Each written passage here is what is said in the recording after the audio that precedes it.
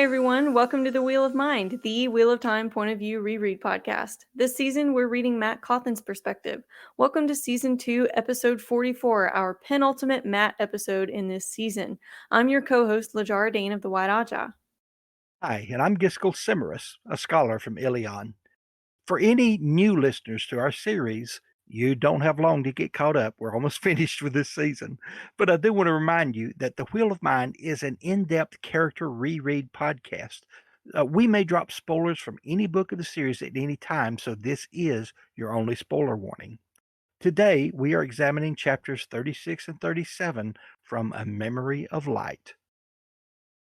Before we get to that doozy of chapter 37, the last battle, we have a good setup chapter called chapter 36, Unchangeable Things. Matt is doing his best to secure the new position on the fields of Marilor, teaching a bunch of country sheep herders to sharpen stakes for palisades. He sees a familiar face staring at him, but can't quite place it. The leathery old man must look like someone he knew from one of his ancient Eilfin-grafted memories. Images of a cart and a murdral come to mind for some reason.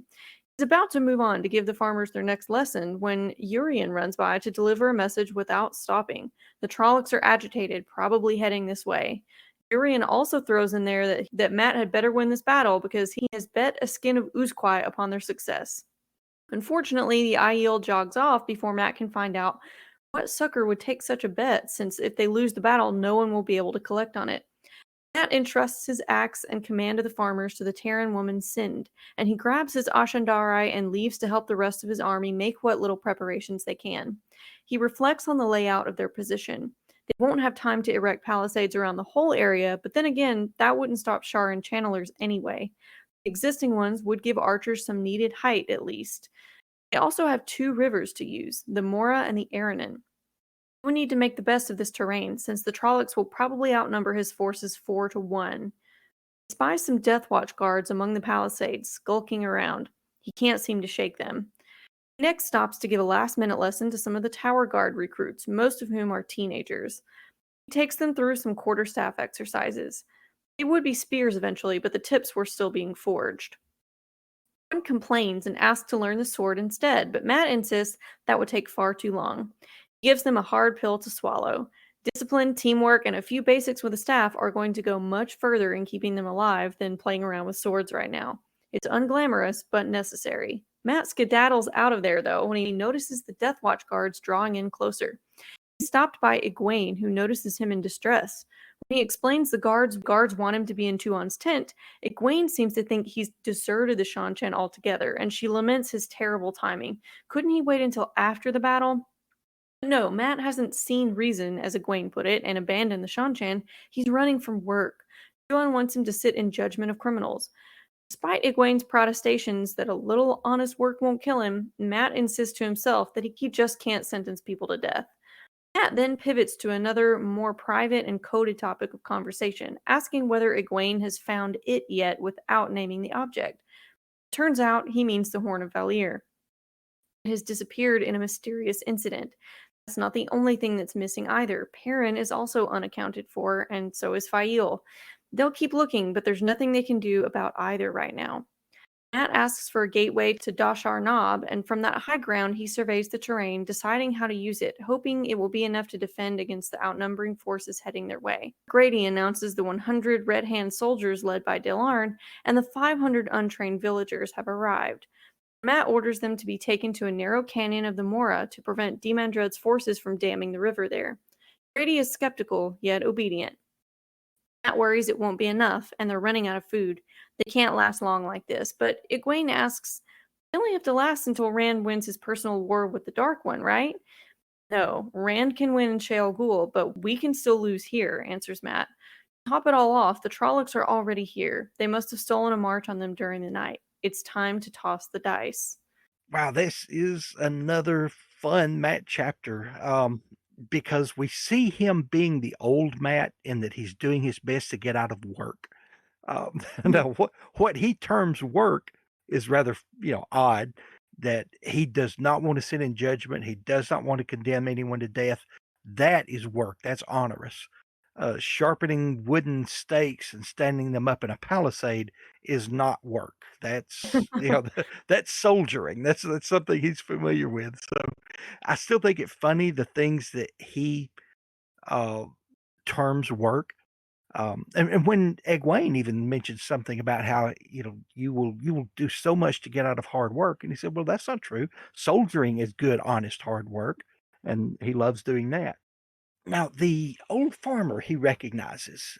Do you have any thoughts on that one? I've got one I want to share, but I do. I guess I want to run it by you first to see what you think. Yes, I think we're on the same page there. I would not have remembered the man's name, but I think it's the same man who gave them the scarves back in Eye of the World. I think it's there's a series of 3 chapters there where the timing is really confusing, um, because they sort of have some flashbacks and stuff like that. So I believe it's right after the Four Kings incident, though. I think that's the guy. I think, Okay. but I'm not 100% sure. There might have been a couple of different guys in Yeah. wagons, Yeah. but Yeah. when I There was were. reading like the Tarvalin.net summary, the name that they used for him there, Almond Bunt, made me think that that was the same guy who gave them the scarves and everything. And yeah, I don't know. What Yeah. what did you have in mind? In my mind, I couldn't picture exactly which scene because, like as you said, there were a couple of times they hitched a ride with farmers. But I'm with you. I think it was somewhere on that Camelin Road after they Mhm. had left White Bridge. It was headed to Camelin, just Matt and Rand, and it's one of the old farmers that helped them out. And I think it's kind of ironic that he can't remember the man from his real memories, so he just subjugates that thought to, well, it must be someone who looks similar to some of these borrowed memories. Yeah. And that's just kind of Matt's way of dealing with the fact that he really doesn't know. Mhm. But yeah, that was my thoughts too. It was someone in that part of the eye of the world, and I just find that a fun tie-in, a fun Oh, flashback, yeah. if you will. I would have been more, I guess, disbelieving had he seen the man and recognized him. Yeah. Because how many of us, we see a familiar face, but we don't know where we know them from because it's just someone we saw 3 years ago in passing, Right. and not someone where you ever really got their name or anything. And this, to me, feels more real because of Matt's reaction to it. Um, I agree. we see a little bit of Matt's, um, oh, I can't think of the word I'm trying to use here. Where he basically comes up with an excuse to explain why he's doing something good when he Oh, stops to yeah. train the boys with the quarterstaff, and he throws the excuse out there, basically, "I don't really care about you, but I don't wanna have to write condolence letters to your mother, and they're gonna Mhm. expect me to if you get killed, so, watch closely here." And I think that's funny. That's just Matt's normal way of not wanting anyone to think that he cares. Yeah. Um, It sounds like some kinda trash talk from a coach or something. yes. Yeah, and I'm sure the boys I won't took have it to that call the way. ambulance. So, Right, it just yeah. sounds like something a coach would say, I think, and that's sort of the vibe I'm getting from this since he's Yes. leading these, like, 15-year-old boys, you know? Right, right. Oh, I felt the same thing. I didn't think of it in that term. That makes it so funny because I'm sure that's how they took it. From Matt, it's just Yeah. him not wanting anyone to think that he cares. Mhm. Um, when he is talking with Egwene, that was a fun discussion, and I think you have some things you wanna mention about that, but when she said something about the dagger, and you know how Matt is so physical, he does Yeah. things before thinking, he reached to his side where the dagger used to hang. Now this is, if I'm counting it right, this is the second clue that I've caught in the last few books where Brandon Sanderson has kind of brought that in, that Mm. maybe Yeah. that dagger still has a little bit of a hold on his subconscious. He Yeah. denies it. He vocally says, "Oh, that old bauble, that trinket, means nothing." But he couldn't stop that reflexive move either. Yeah, So, he's reminding us that Pat Fane still has to be dealt with. He's yes, like, yes. I know, I'm getting there. We have so many other loose ends to tie up. Just wait." So yeah, we Right. have a couple of clues already before this one. This one might be the third in my counting. One of them was a lot more subtle though. When he picks the ruby eye patch, You're right, you're he right, thinks yes. about it briefly. Right. Yep. And then there was the other time in The Gathering Storm when he just kind of thought about it and sort of had this yearning for it, I think. I don't remember the specifics, but Right. yeah, I like that Sanderson has been seeding that because otherwise it really would have made Fane come out of nowhere, I think, because for so Yes. many of those middle books, we had no real thoughts about the dagger or Fane. Right. Yeah, we needed those little touches of foreshadowing, but not something that would just hit you in the face. And talking about clues that hit you in the face, even in my recent reread, I missed this part entirely. Even though I've already discussed how I love the people of Hinderstap and that part of the Yeah. story and how they were brought in at the end, I missed this little tidbit here when he's up on Dishar Knob and Jer Grady comes to him. Oh, yeah, I've got these people. And it talks about 100 soldiers and these 500 townspeople, just random townspeople it appeared to be. And Matt makes the kind of mental thought there of Delarn, I rescued you from that place, and you volunteered for this. Uh-huh. So, like I say, even on my recent reread, that just went right over my head. I missed it entirely, and I love the part where where we get to see them again. But Mhm. I didn't put that together with this being the people of Hinderstap on my recent reread. So I really felt like a dunce. But that's a familiar feeling for me, so it doesn't bother me much. But Well, uh, I haven't gotten to this in my reread yet. I caught it uh, because of this the first time I have gotten to this since my first read through was this right, close reading for the podcast. So, yes, I remembered vaguely that, I think because you had brought it up a while back that the Hendershot people were kind of holding a canyon or small pass at a river, so the fact that, they're taking them upriver was a clue for me. I'm like, "Is that who it is?" They talked about the villagers being untrained. I'm like, "Okay, there's a yes, little more of a clue." And then Delarn, I thought, about the only time we've heard anything about Delarn was in Hinderstap. I don't think he right. really had any scenes doing much of anything at all, that I can remember otherwise. No, So, but it's only because of this close reading. That would have just been something right. I would skim past. I'm like, blah blah blah, troop numbers, okay. But Yeah, what happened? Tell me the my outcome. right, my first time through, that was a totally meaningless throwaway paragraph. Yeah. And on my recent reread, it just kinda zipped over my head and I didn't catch it. And this time, which my reread this last time was audiobooks, and you do see things a little differently in audiobooks. Yeah. So when I was studying for this podcast, it hit me and I'm like, "Oh my gosh, he's broadcasting his next move and I missed it." And then we get to the end of the chapter where Matt he just knows the battle's starting. He knows the Sharans have opened gateways or something. They're here. They're not supposed to be here for a few days. The scouts have reported nothing, but there's just this sixth sense to Matt when it comes to Mhm. battles. He knows it started, and that is strange in a way, but Mhm. it's so fitting in the story. It seems to work so well with Matt's character. It doesn't seem out of place to me, even though he's never exhibited any kind of sixth sense or knowledge of things that were going on somewhere else other than the swirls of color that all three of the Taviran Right. have. But somehow, even though he can't see it, he doesn't hear or smell anything out of place.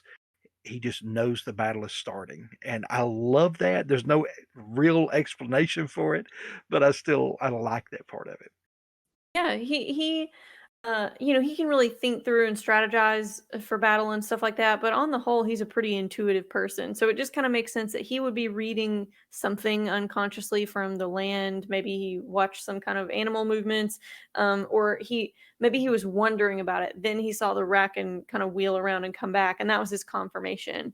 But you're right in that it was a nice little bit of just gut intuition from Matt that was spot on, and we don't really have time to question it or think too much about it. I think there's a lot of stuff in the last battle that kind of goes on like that that just sort of um, had to happen to wrap up the plot appropriately. Right, right. But it didn't seem out of place, and it didn't seem out of place, like you said. And overall, that's the impression I've been getting from these battle Matt chapters is that they feel like seamless Robert Jordan Matt chapters to me. I don't feel any of the Sandersonisms kind of sticking out like I did in The Gathering Storm, for example.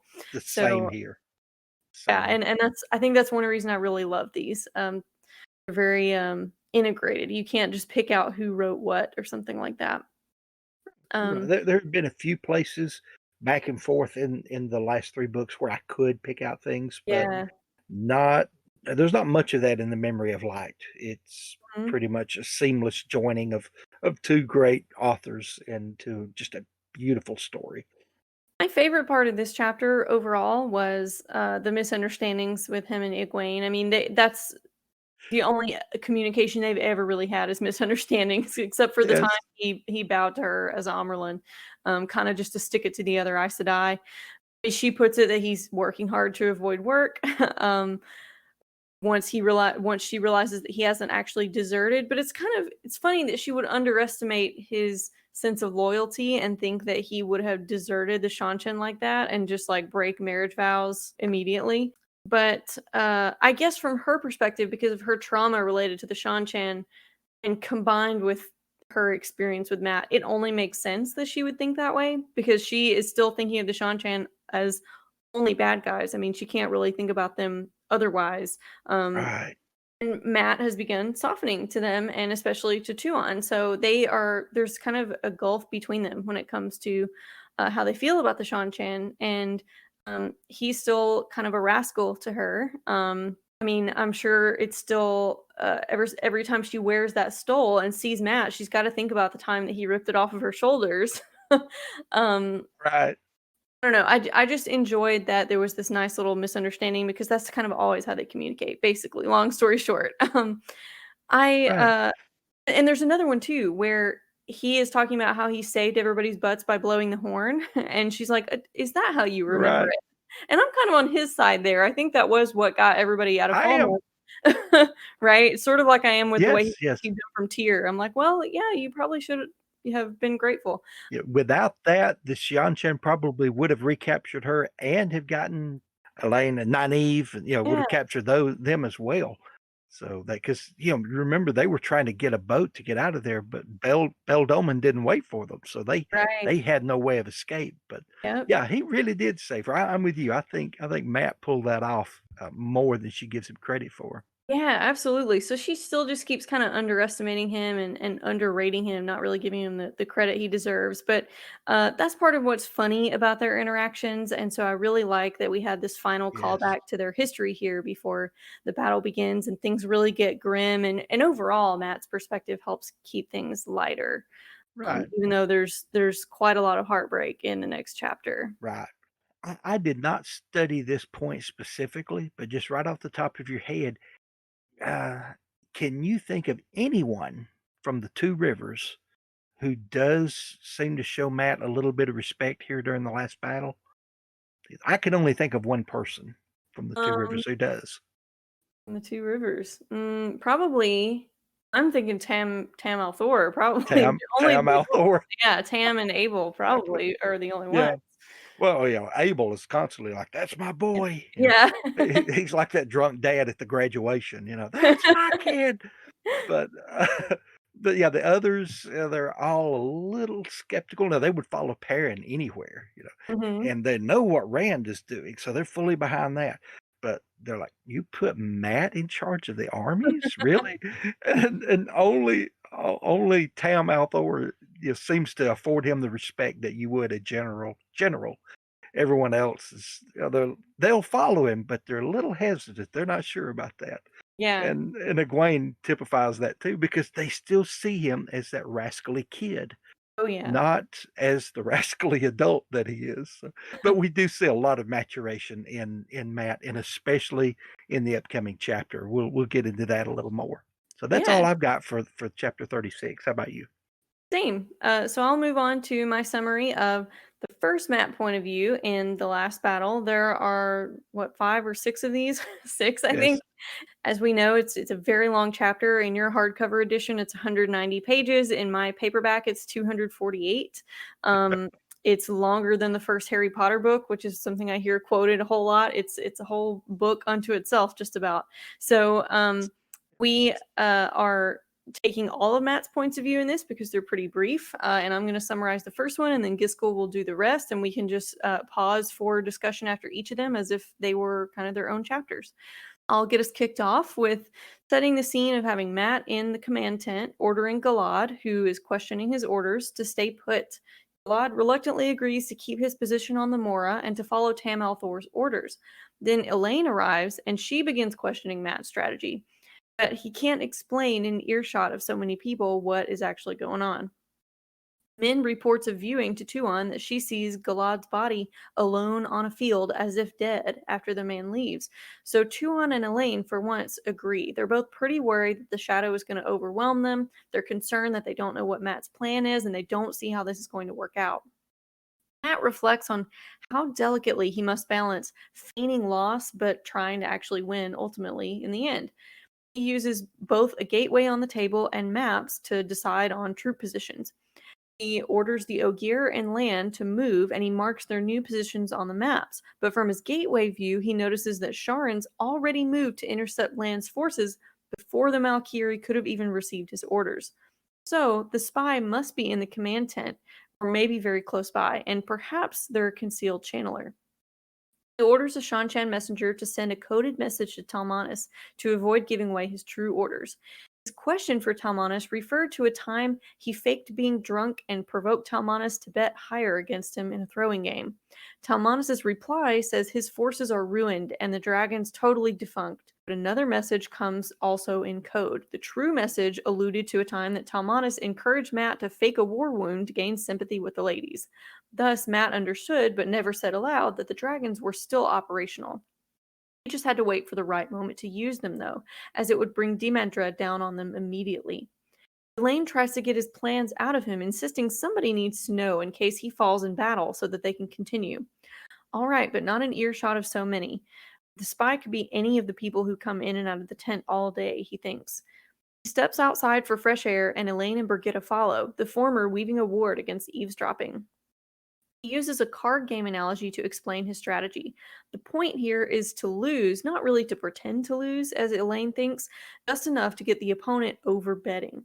Then they wait for the right moment to go all in against an overconfident foe. He thus convinced Elaine to stay away from the command tent and to follow his orders to fortify the river that will inevitably stop flowing, to the chagrin of Brigitte, who is responsible for protecting Elaine in battle. But how is he going to convince Tuon? So, yeah, we get into the thick of the battle fairly quickly here. His point of view comes up fairly early in chapter 37. And I this is one that when I was studying for the other map points of view, I had to keep referring back to this one. There's a lot of things here. It's very rich in foreshadowing and things that they're going to do. But I'm only going to pick out a couple of things to discuss right now. Hmm? I like the way that Mat and Talmanis could talk in code, quote unquote, around the word code, but without pre-planning it. Mm-hmm. You know, now modern militaries use codes for everything. They may encrypt messages. They will use code words. Famously in World War II, the United States used the wind talkers, some of the Native Americans, to speak in their native language Yeah, because. Navajo, I believe it Right, was. thank you. Yeah. Yes, I for a moment my brain couldn't couldn't recall which tribe. So thank you, Navajo wind talkers. So the enemy kept trying to decipher the code, but it wasn't a code. It was just another language, and so they had no context which to decrypt that or decode that. Mhm. So that's things that military always does because, as has been brought out in this story so many times, information during battle is all important. The Yeah. more information you can get on what your enemy is doing, the better you can plan and prepare for it.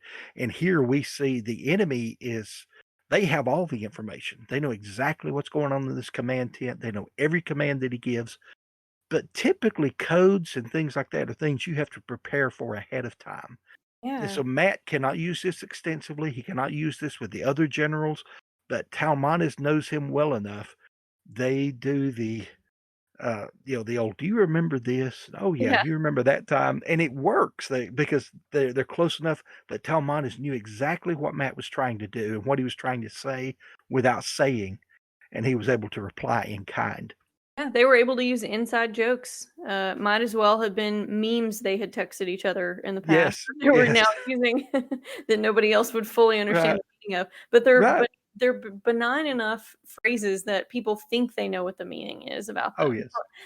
They're general enough, which I think is also what's interesting about them is that they were so carefully selected that nobody would look too deeply into them either. Right, right. But it's something where the context was key. Uh, This is gonna prove what a nerd I am, but all I could think of was the Tarmac and Gillard on Tanagra from the yeah. Star Trek Next Generation Uh-huh. episode. Oh, no, that's a It great one. Great oh, analogy. so it right, because everything those people talked about had to be taken in context. It was contextual Yeah, they're stories basically to speaking in memes all the time. right, right. And and it takes 2 people who know each other very, very well to be able to do that. And there's really been very few times in my life that I could communicate with someone that well. And there's been a few instances, but this is one where he pulls it off and it feels so natural and so normal because Matt and Talmanis have have been very close. In Yeah. fact, Talmanis has probably grown closer to him than any of his old friends from the Two Rivers Yeah, I think so. or any of the other generals or people that he's worked with, anyone else within the Red Hand even. I think Talmanis has probably been the closest one to him. I'm not even sure that Tom could have pulled this off in communication with Matt, although he might have. Tom is Yeah, very, very that's sharp. both yeah, Um, that's but he another he good would have candidate for this. yeah, yeah, Tom would have developed a code ahead of time, and Right. Matt just didn't think of that. Um, and I also love just the little detail where Matt is looking around the tent trying to figure out who the spy is, and he's smiling at everybody, just trying to look Yeah. natural. And Brigitta is asking him, "Well, why are you leering at everybody?" Not the first time he's been accused of leering either when he didn't think that's what he was doing, he was putting on his Right. winning smile, so, Yes. yeah, Brigitta is one of those characters, that helps to show just how unreliable of a source Matt is when we're in his point Right. of view. Talmanis is one of those as well, that's one of the things that's so funny about him, and, I'll go ahead and give Malia credit for that because she was saying that in our Discord earlier. Last week, she had a question for us about who favorite kind of, our favorite character is that most people wouldn't put in their top 10, and we discussed that for a little while, but she let us know in the Discord that hers was Talmanis, and that was one of the big reasons is that she helps bring out so much of Matt. You understand him so much better with that kind of straight man next to him, so to speak. Yeah, those 2 characters play off one another very, very well, and that's something that's just rather seamless about their working relationship. It's just that Yeah. ability to work together so well and to be so funny, to have so much ironic humor and yet not hate each other for it.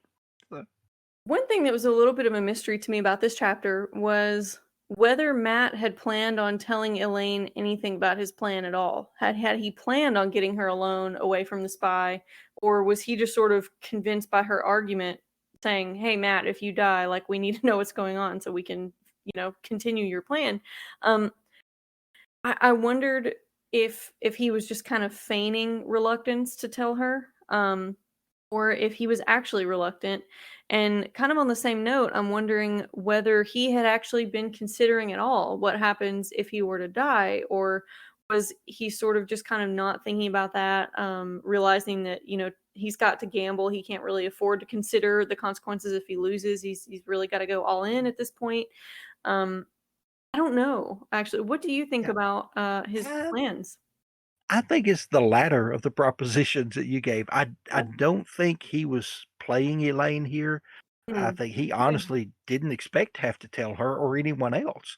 Yeah. He knew what needed to be done. He's the only person that knows what needs to be done, especially to the degree that he knows it. And to plan for a backup in case he dies is to expect to be a hero, and he is no bloody Mhm. hero. Remember, Yeah. heroes are typically dead. So Matt does not want to be a hero, and I don't think he's planning for what will happen in case he is lost because he just doesn't expect to die. I've Yeah. never seen where he lives in any way as though he expects he may not make it till tomorrow. He's all Yeah. in for today, and we'll sort out tomorrow when we get there. I Just my yeah. thoughts based on his personality. I think I've got to agree with you there. I wasn't sure. I thought the author might have been just kind of clever about hiding it where he wasn't thinking about it consciously in his point of view, and then we're kind of surprised with it in the dialogue. But I think you're right. It's more consistent with Matt's character to have legitimately not thought of it. Right, Um, right. Matt's next point of view from chapter 37, entitled The Last Battle, begins with him peering through a gateway inside the command tent, watching the ebb and the flow of the battles and comparing them to the battles in his old memories. Matt was more engrossed by this than by anything before in his life. The Mandrid was good. The two of them were gambling against each other, and the fate of the world was the prize. So Matt sent orders to have Lan and his men move in to reinforce the riverbed over by the ruins, just as Logain Ablar strode into the command tent.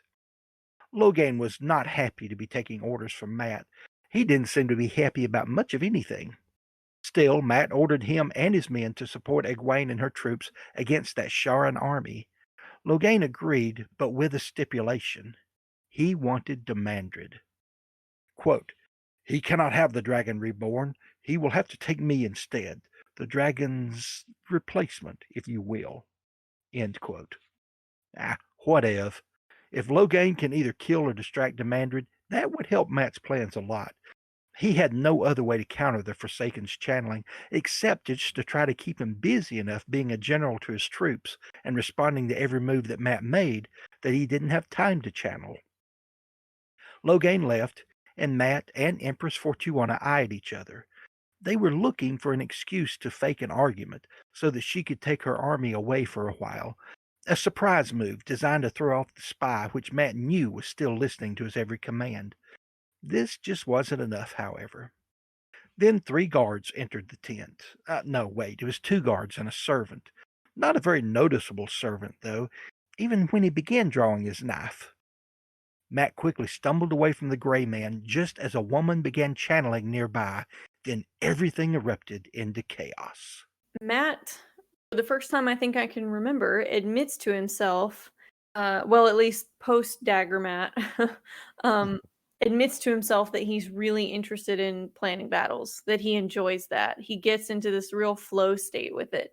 And he loves just having all of his focus on this. But it just harkens back to one of the first things Matt ever said in The Eye of the World was battles interest me. And then going back and reading that quote is hilarious because you're like, wow, that's an understatement. Battles are really going to interest you at some point in the future. Or more of an ironic thing like, oh, well, you think you're interested in battles now, but you're going to be running away from them and end up in 100 more Yes. for I trying to did get not away. remember that line. That's so awesome you brought that out. Yeah. We see it very fulfilled here. He's finally Yes. really interested in battles. And then one other interesting thing here is stuff is looking so hopeless that um, he starts to think about um, running away with Tuon. He starts to admit, that he has become a noble, that like these nobles that he's sick of talking to, and he's tired of being important. And I just think that's he doesn't consider that for long, because he doesn't he's not the kind of person to really give up. But I think if anybody did deserve to be able to run away and just retire young after doing all this heroics, it's Matt. He never asked for any of this. So yeah, but the biggest thing about this chapter I think is Matt's interest in the battles. Right, right. That one drew me too. His interest was so in fact, it was so focused. The way he just had this laser-like focus on the battle, and you see almost a different state of mind for him. Normally we have what we call the squirrel thoughts, going here and there, Mhm. zigzagging back and forth, followed by surprise action. And here you don't see that. Here, Matt's thoughts are not going 1,000 different directions. They're studying.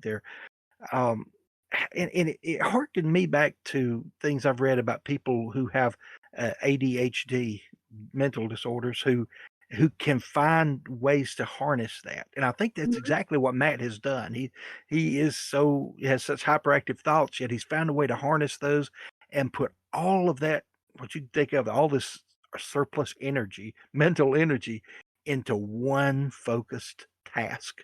And it's the only time we've ever really seen Matt this way Yeah. because before, even if he's juggling, he's aware of what's going on around him. He never has this super focused way of thinking, but now Yeah. he does. He is in his element so much. And we see that what in most areas of his life was a deficit, again, the ADHD now is a positive thing. He has a lot of mental energy to focus. He can pay attention to 1,000 details at once, where most people begin to tune things like that out.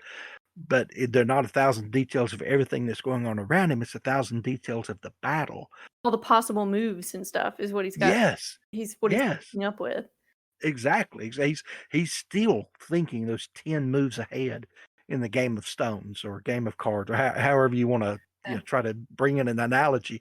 He's still thinking several moves ahead and trying to counter whatever the enemy's going to do. And let's face it, Demandred was one of the best generals. But Matt is Mm, doing such a great job here. That's the thing that keeps Demandred here on the battlefield. yeah. Because he even Demandred has said to himself when we see his points of view that he hears that Rand is supposed to be a Sheol Ghoul, but he doesn't believe it. Yeah, he's like, Rand, "This guy has gotta be loose there," and right? Yeah, there's nobody. nobody could do this well. It's got to be loose there, and so that keeps Demandred there. That's the only thing that keeps him from going to Sheol Ghoul and interfering. Is Matt is doing such an awesome job of being a general to these armies and being so subtle in the moves that he makes, and that keeps Demandred there. Now, unfortunately, that costs a lot of people's lives here on the battlefield because Demandred is such a powerful channeler, but it's still something that's necessary. They've got to keep him there, and I don't think that's why Matt is doing anything that he's doing. That's just an awesome side benefit of him. But I love to see that the things that were somewhat of a weakness to him before are now his strengths. Yeah, We, we've we've seen that he was created for this moment, and he's yeah, living up to it. absolutely, and, I mean, that type of hyper focus on a single task is possible and is actually sort of one of the symptoms of ADHD for many people. It's more so that they have a hard time controlling where that attention goes. So they have a hard time choosing to hyperfixate on something they want to do, right? Or when they are trying to Ah, focus on something, maybe their attention gets fragmented. But kind of the fragmented attention part is the part that most people think about. They don't really think about the hyperfixation. I think that's absolutely what Matt is doing here, hyperfixation. But for once, it's like hyperfixation on something that he should be focused on and it's really clicking for him and it just feels good. He feels guilty about enjoying this, but I think it only makes sense that he would get a sense of fulfillment and enjoyment out of just finally finding his niche. And he's been finding that he's good at this battle stuff for a long time, but he's never had to give it his all in the way that he does today in the last battle, I think. um, and we see that he even thinks back to stealing a page out of Rand's playbook here when he and Fortuona are looking for an excuse to have an argument to separate, if you would, because he wants to get the Xianchan away from the battlefield for a little bit to be able to bring them in at a surprise moment. Yeah. And he explains that here. I know we will see it play out later, but he's kind of explaining this in his thoughts. But yeah, he harkens back to where Rand got angry, threw Perrin across the room when he was, I think he was in Carrion at that time after he had conquered Carrion, Sounds right. and yeah, and sent Perrin off on some mission, which was actually to go get Massima and settle his butt down. Oh yeah. And we all know the side, That you know, went. yeah, yeah, that whole side quest really went sideways. But yeah, so we see him literally thinking back to that moment, even though he wasn't there. I guess he had heard about it, or Mhm. or he was in Kyrian, but he wasn't there in the throne room when it happened. But yeah, so he's willing to steal a good idea when he sees it, and Oh especially if yeah. it's something that will win this last battle. And then it ends with quick action, as we love to see out of Matt. And by my estimate, this is an estimate only. If anyone's keeping score, Taverin 27, Gray Men 0. Um, Yeah. the Gray Man just he doesn't have a chance around the Taverin. Mm-mm. Thankfully, he doesn't. No, especially Matt. I think he has spotted them more times than any one person that I can think of.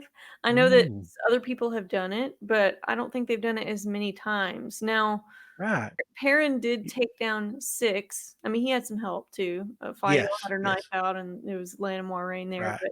but he saw 6 at once, and he was the first one to see them. Right. It And was the then smell that tipped Perrin yeah, off. that's He true. That's couldn't a he good point. couldn't really notice them with his Yeah. eyes, but he smelled them. Yes. Yep, that's a good point. Um, I don't really know what advantage Matt has in seeing them other than just luck. Like his eyes are just gonna kind of fall there more often than the average person's would. Right, I think right. they He twist chance in a way so that you're not really going to look at yeah, them. right. So yeah, I'm not sure, but Matt seems especially good at that because he's done this at least 3 times now, I think, but I'm not sure. I might have lost count. It's been quite a few, been quite a few. The girls, got away from one in the White Tower just by pure luck. Yep. But yeah, here, yeah, we've seen Matt. He faced one off in Tarvalin. Didn't know that's what it was, but in the Yep. bridges above Tarvalin, and ever since then, he has ran into quite a few of them. That's true. Yep. Yep. Well, our next Matt point of view here in chapter 37 begins with him stalking away from the ruins of the command tent following that attack. He was not sure that the argument he had just had with Tuon was real or if it was feigned. She really, really seemed to be angry at him. Min Farshaw had started to follow him, but Matt begged her to stay and help Tuon. He then saw Kareed and several of the Death Watch guards who were following the Empress's orders to go kill themselves by facing down Sharan channelers. Just a small punishment for having failed to protect her during the raid against the command tent. It did not take much for Matt to convince them to follow him, as he was marching out into the battle anyway. He only had to do one thing for Kareed in return. He had to start calling the Empress by her new name. Matt had just been disrespecting her far too often by calling her Tuon. Quote, "Right then, Kareed, let's dive back into this mess and see what we can do. In Fortuona's name." End quote. I like these strange companions of Matt hanging out with Kareed and other Death Watch guards. He absolutely wants to be very far away from them. He's been trying to escape them like all morning, I guess. I don't know Yes, what time of day it is, but I'm just kind of imagining morning. And uh Kareed, he's such a blank slate where he's not supposed to be showing much of his personality, but we have seen through his eyes before, so we know how he thinks of Matt. And Matt knows this to a degree too, and he responds to the guy as if Kareed is expressing some kind of displeasure with him, which of course Kareed does not have the authority to do in Shan society, right? He's like, I'm not questioning you. And Matt's like, well, right. you're not questioning me. I know you're thinking about sticking a knife in me. I know the difference.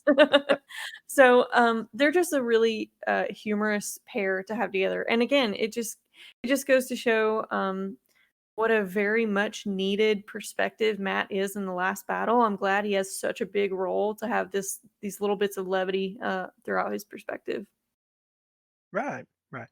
Um, yeah, and he does it without thinking, without trying to be funny, but it's almost as if Kareed is standing in for Talmanis at this point. Yeah, Right now he's the serious that's straight man. He's the one with no humor, and Matt's humor is able to bounce off of him, and everyone gets hit by the shrapnel of it. Uh, but I love that Matt Matt's plan to have a fight with Fortuna worked so well that he's not sure whether it was the plan or whether she's just really that angry at him. yeah, Because she is so good at something when she's going to do something for the good of the empire, she's gonna do it wholeheartedly. She is all in. She holds nothing back. And sending some of these members of the Death Watch Guard out to kill themselves in the battle, so at least they can die honorably, is something so real. Matt is just not sure if she's going to come back when he yeah. calls her back. He's starting to worry about this. I think that was a front to get them out there protecting Matt. But she's always so good at keeping him guessing. She's done that from the very beginning. So he's Mm. still not sure what footing he's on with her at any point.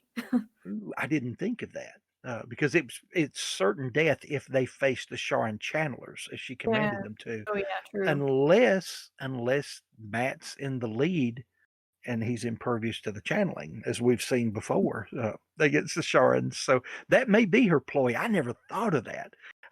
The only thing going through my mind was maybe he didn't have an elaborate enough backstory for this Yeah. Right? because we know that's what's always needed. So, Yeah. um, and then the way he, you know, talks to Kareed is something sort of like, I don't really care about you. I just want to stand you up between me and the Trollocs. I think that Yeah, would be a good place for you right now. And when in reality, he does not want to see their lives wasted. And he's going yeah, into the thick of the battle. If they're with him, he's more likely to live, and they're more likely to live. right. So it's a win-win situation. I also think Tuon knows this because I think she has a soft spot for Kareed as well because of all that time he's been with her since she was a little girl. She gave him the doll. He kept the doll. He would have still had it if his house hadn't burned down. And she checked in about that back in Knife of Dreams. So Right. I think she did what she had to do publicly. Like, okay, this is the consequences they're supposed to have, and it's going to give them honor for them to have the appropriate punishment.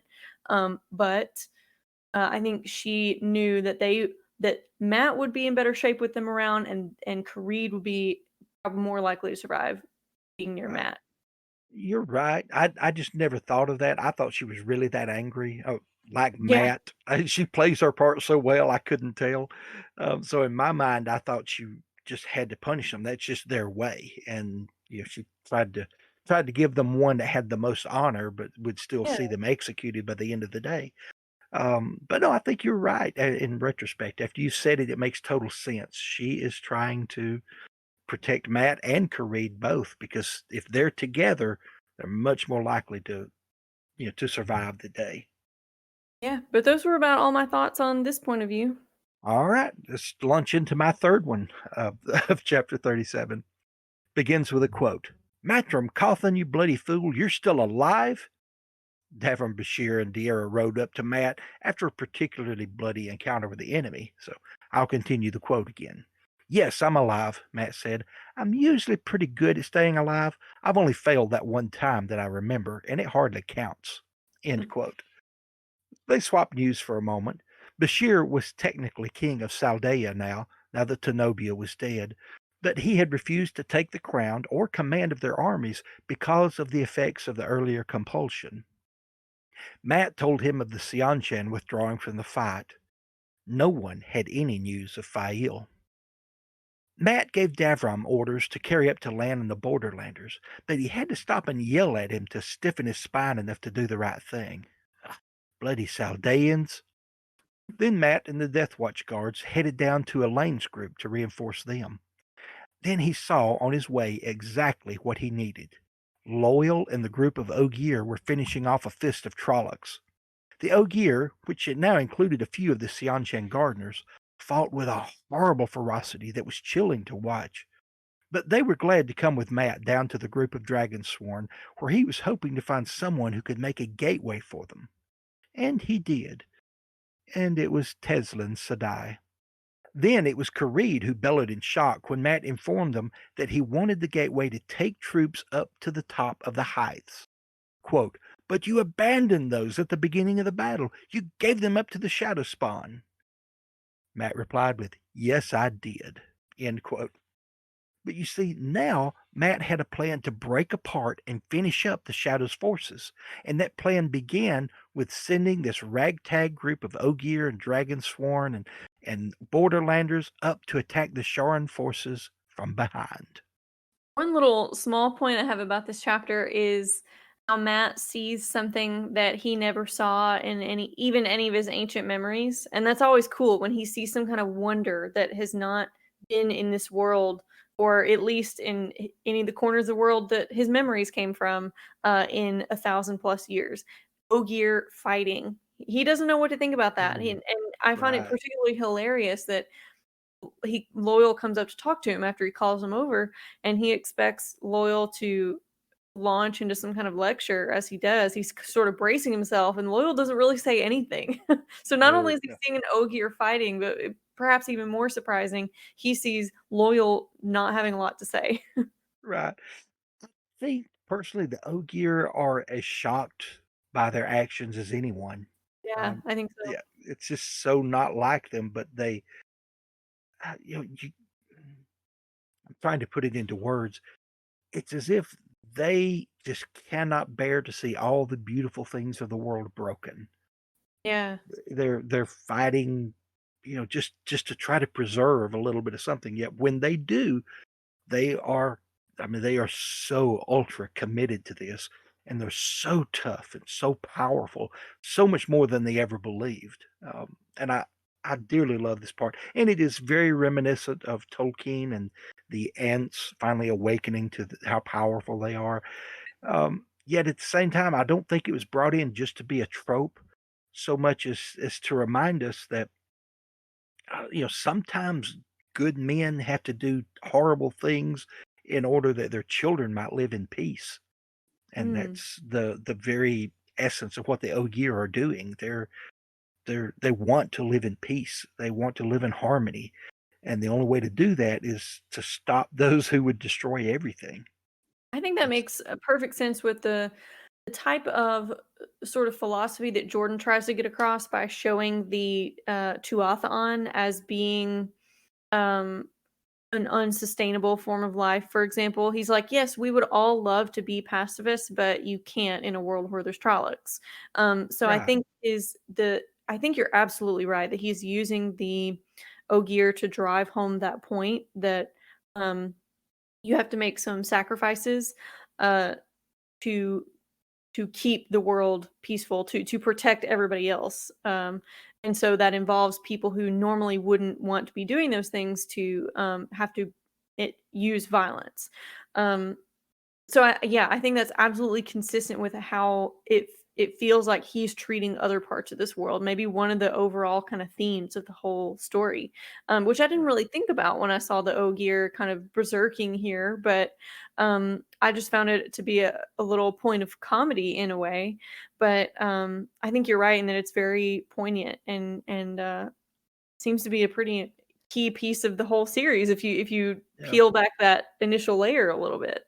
Right. I had never put that into words before. It's just something that always hurt me to read. There's Yeah. been 2 or 3 battle scenes with the Ogier, and they just seem so pure and so innocent, and it hurts me so badly to see them this way. So something I felt, and I really struggle to put it into words, but yeah, it's something I felt because you see that, yeah, you see it's necessary at times. And Mhm. and here, it's very necessary, but it's also horrific. There's nothing heroic about it. It's just horrific and painful to watch, and you don't want them to have to be this way. Yeah. And I really think all war and violence is horrific. To me, Mhm. I cheer for the Tuatha. I love them. I love their Yeah, lifestyle.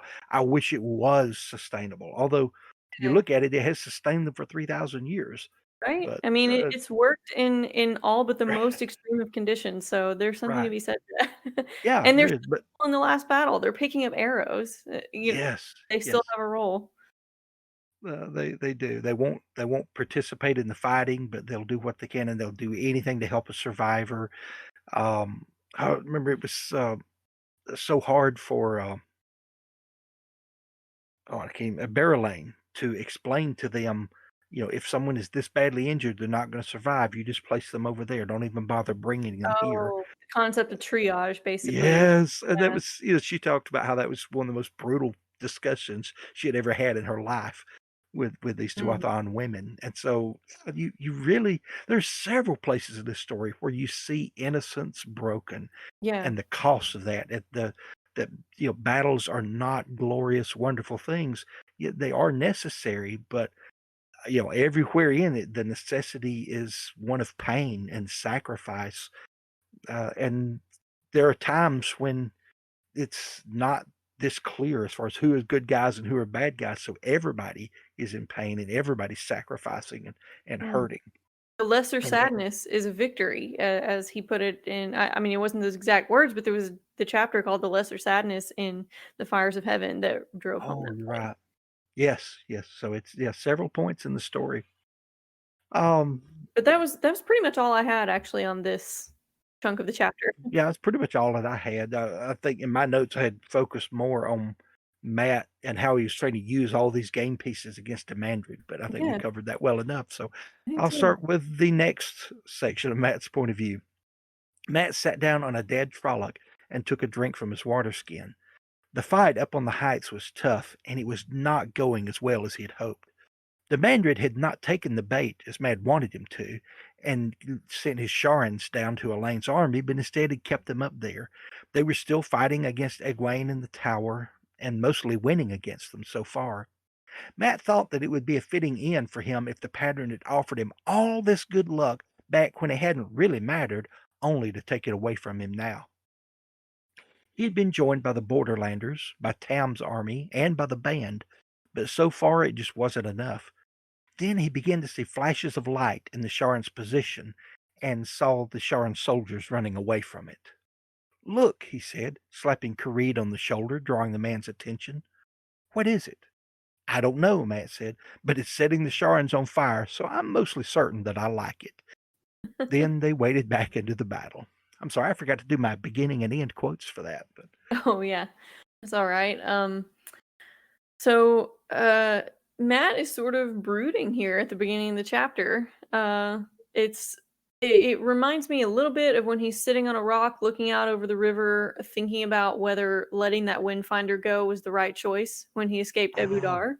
yes, Because we don't see Matt getting broody very often. So the fact that he's really reflecting on, man, was this the right thing to do? There's so many losses facing us here, basically. Um, but and here, I mean, to some degree, he's not brooding quite as much as he did back in Crossroads of Twilight, but he's sort of having to just sit back and hope that everything he already moved into place is going to work out. There's not really anything else he can do in the battle at this moment. right, And he's really got to he's trying to count on every single one of these pieces that he moved working out. He really can't have any of them fail. And so he's only got luck to rely on. He's kind of exhausted all the strategy he can, and he's got to watch it play out. And um, that's a tough spot for him to be in. We know that Matt doesn't like to just sit back and be waiting for things. He's not great at that. That's not where he really does his best. He doesn't get to relax or rest on his laurels or anticipate anything with excitement. He is worried and brooding about it. But his luck does come through for him right after he curses it, which is basically what it always does for him. So, um, yes, he probably could have anticipated that something like that would happen, but I could understand why he wouldn't just be like, well, that's okay. I'll just leave this part of my plan blank and maybe something will come in and swoop in and fix it at the last minute. Of course, he's not going to plan for a Deus Ex Machina. He's had some degree of control over so many of these elements, and now suddenly he doesn't. And that's exactly when the luck swoops in for him, as per right. usual. And we saw and discussed before how the brooding is something new for Matt. That's Mhm. part of the sign of him maturing. Yeah, He's brooding for the exact same reasons. A lot of people are dying, yeah, and he is in charge of this. He caused it, in other words. Even though he didn't start the last battle, he's in command of it, and to a degree, who lives and who dies is partly his responsibility. yeah, So, yeah, I think he's looking at that the losses even on both sides and saying, this is sort of a chess game. I'm fighting against them, or a game of stones, yet these are not just stones coming off the board. These are real people falling down and dying. And I had to make it look like we're losing, or I actually had to lose up to a mm, point. But to do that, people have to die. And so he's kind of taking the seriousness of that in. And we see the new Matt more here, the uh, mature Matt more in this, because even though things are not going like he'd hoped, they're not going as well as he'd planned. You don't see him afraid. You don't see him panic. You do not see him mention running away from the battle, which is yeah, something Matt has always wanted to do, is yeah. run away from Makes battles. me think He about it wanted to in every battle. right. He Yeah. wanted to see them, but he does not want to be in the middle of them. Mhm. Um, you don't see this, him doubting his plan, and all of a sudden the squirrel thoughts get running and he starts some action that would mess up his plans. He's still following it through. As you said, he had already moved all the pieces he could move and everything was in place, and it's either going to work or it isn't. He's still got a couple of tricks up his sleeve, but it's not time to use them yet. Right. Um, but he had told Egwene before they can't just hold out. They can't drive the enemy away. They have to destroy them completely, every Mhm. last Trolloc. And right now, they don't have the resources to do that. So Mm-mm. even though he might pull out what a lot of people would think of as a victory, if they can't destroy them down to the last one, it's not going to be a true victory. And he understands that. And he understands we've got enough to pull off some miracles, but right now we just don't have enough to do all of it. So we've got to get some luck. And that brings us to the next section. Matt's point of view, and I think this is my last one. Yes, Yeah, it is. this is the last one from chapter 37, the last battle. Arganda reports to Matt that Egwene and half of the Aes Sedai are dead. They did apparently take out all of the Sharan channelers, though, so if there can be a bright side, they found it. Trollocs had pushed through on the other side, and Matt's ragtag army had been pushed back almost to the edge of the heights, trying to hold out on two fronts. So he sent Lan and the Borderlanders to try to push the Trollocs back. Then more news came to them. Elaine Trakand, Queen of Andor, had reportedly been killed. Bashir and his wife are dead as well. No one now led Andor's forces at the moment. The only bit of good news was that the Seanchan had found their spy. So Matt sent orders to sorry to call her Tuon. So Matt sent orders to Fortuana that it's time for them to return. Then he sent another message to Talmanes that it was time for the dragons to enter back into the battle as well. Matt didn't have much left, didn't have enough left, but knew that they would fight to the bitter end. Demandred continued to bellow out his challenge to lose Theron. Matt wished that someone would just shut him up at least. Then Lan slipped away from the Borderlander army and began his mad lone charge toward the enemy ranks. Matt keeps getting bad news after bad news after bad news here. I have a hard time with this section. I teared up even just reading like the Tarvalin.net summary of Egwene's Flame of Tarvalin move. Yes. That's a really tough one for me. And just it so that makes it very impressive to me how well Matt handles all of this. He doesn't have time to grieve. He doesn't have time to change any plans or do anything different with all this new information. Um, and he's facing really terrible odds because so many of these forces are just falling into chaos without their leaders now. But he doesn't give up. He could, he could let everybody down. He could let all these people he's leading fall into leaderless chaos as he tries to escape with Tuon, which he expected. He which he considered, for a moment, for a brief moment, he thought, what if I send her a message so that she can get out? And he considered in a previous section of his point of view running away with her at some point. But he realizes that that's foolish. There is no safe place on the earth. That's why they're having this last battle.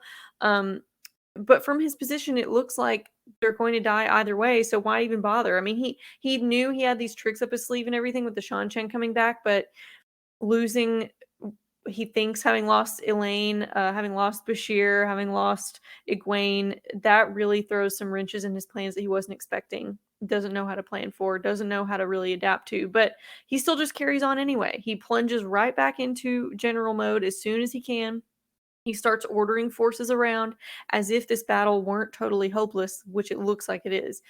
And I find that so, so mature of him. He's plunged into many situations that appear stacked against him without thinking too much about the consequences, without thinking about failure. And this scene is really the culmination of that. I think it's his ultimate moment where he does that. The stakes have never been higher. They couldn't be possibly higher than they are now. But he just follows through. Like every other time he's really set his mind to something, um, he's following through with his plans here. Right. And what else can you do? You Yeah, cannot surrender. right.